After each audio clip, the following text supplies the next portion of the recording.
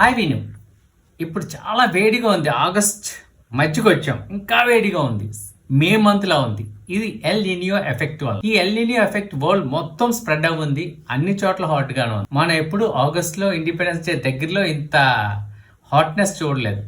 నా ఒక సజెషన్ ఏంటంటే, ఈ ఇండిపెండెన్స్ డేకి ప్రోగ్రామ్స్ ఆర్గనైజ్ చేసేటప్పుడు స్కూల్స్ అవ్వచ్చు, కాలేజెస్ అవ్వచ్చు, అడ్మినిస్ట్రేషన్ అవ్వచ్చు, లేకపోతే ప్రైవేట్ డిపార్ట్మెంట్స్ అవ్వచ్చు, ఈ యొక్క ప్రోగ్రామ్ ఆర్గనైజ్ చేసేటప్పుడు జాగ్రత్తగా కొంచెం నీట్గా ఆర్గనైజ్ చేయటం, టెంట్లు వేయడానికి చూడండి. అదేవిధంగా ఫ్లాగ్ హాయిస్టింగ్ తర్వాత ఉండే స్పీచెస్ చాలా భారీ ఎత్తున చేయకండి దయచేసి. అది కట్ షార్ట్ చేయండి. బికాస్ ఎండ్లో నుంచి ఉండే వాళ్ళకి నీరసం రావచ్చు, తర్వాత కళ్ళు తిరిగి పడిపోవచ్చు, సన్ స్ట్రోక్, సిక్నెస్ ఉండొచ్చు, బీపీ, షుగర్ ఉండే వాళ్ళు ఎక్కువ మంది ఉంటారు.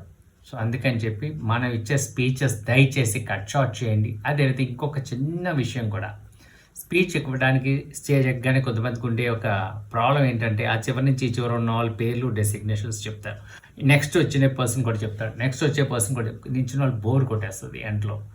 ఏం అవసరం లేదండి. Dignitaries on the dais, of the dais. So ఇద్దరిని కవర్ చేశారు. ఇది షార్ట్. సో అక్కడ ఎంత పెద్ద ఆఫీసర్ ఉన్నా సరే ఆయన్ని కూడా ఆన్ ద డయాస్ అంటే సరిపోయింది.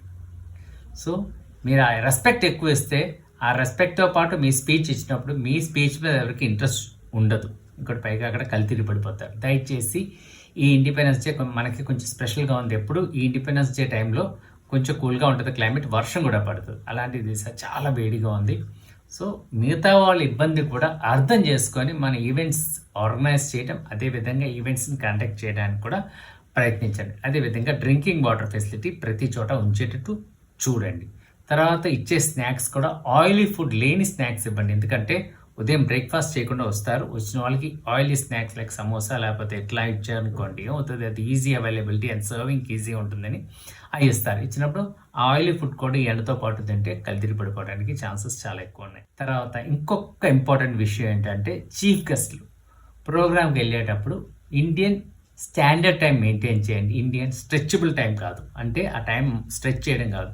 మనం చెప్పిన టైంకి ఆ ప్రోగ్రామ్కి వెళ్ళి ఆ ఫ్లాగ్ హాయిస్టింగ్ లేకపోతే మిగతా కార్యక్రమాలు చేయడానికి చీఫ్ గెస్ట్లు దయచేసి చూడండి.